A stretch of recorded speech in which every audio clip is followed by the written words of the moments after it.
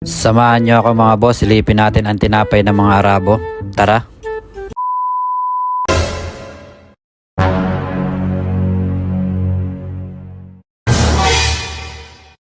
Mga boss, good morning, good afternoon, good evening po sa inyong lahat. Shout out po sa inyo kung saan man po kayong sulok ng mundo. Ayan, yung mga nandito po sa Kuwait na mahilig po sa tinapay, tara samahan nyo po ako dito sa bakery po ng mga Arabo. Kung napapansin nyo po mga boss, ang itsura po ng bakery po ng Arabo at saka bakery po natin, ayan, napakalinis po ng bakery na. Alam nyo na mga boss, mga Pilipino, malinis po.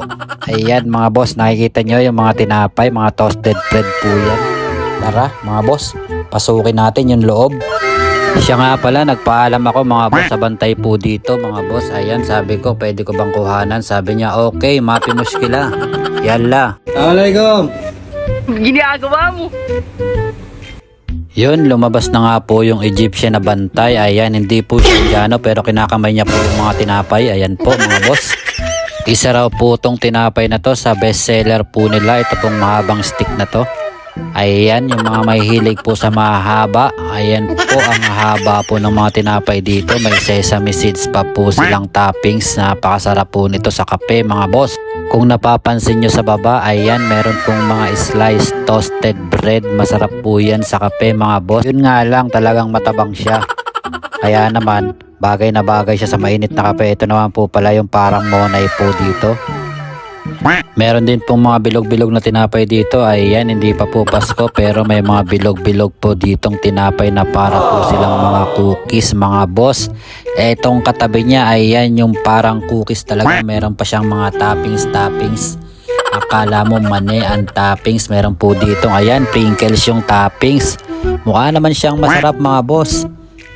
Di ko pa siya natitikman. Ito po parang cake pero toasted din po yan. Mga toasted po yung mga nandito.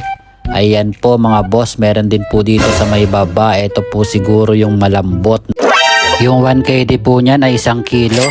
Yung 250 pills, ayun po yung sinasabi ko po sa inyo na 1/4 lang po. Ito yung parang donut mga boss, may chocolate flavor. Ito meron din po ditong classic flavor. Ayan mga boss, ito naman yung toasted para mga biscuit siya. Ito yung pangmalakasan nila boss. Ayan o, yung mga bilog na to. At saka ito po yung hinahanap kong tinapay na bestseller po nila na hindi po pwedeng kainin yung gitna. Ayan, try nyo pong kainin yung gitna mga boss. Ito naman po yung mga parang hopya. May mga palaman po siya sa gitna. Ito po yung maliit pong stick bread po dito. Ito po yung panghuli, yung matamis. Ayan no. Hanggang dito na lang po ang maiksi kong video. Maraming salamat po sa inyong lahat sa pagsama. Adios, mabalos. God bless you all. Syukran Sadiq. Ginagawa mo. Salam.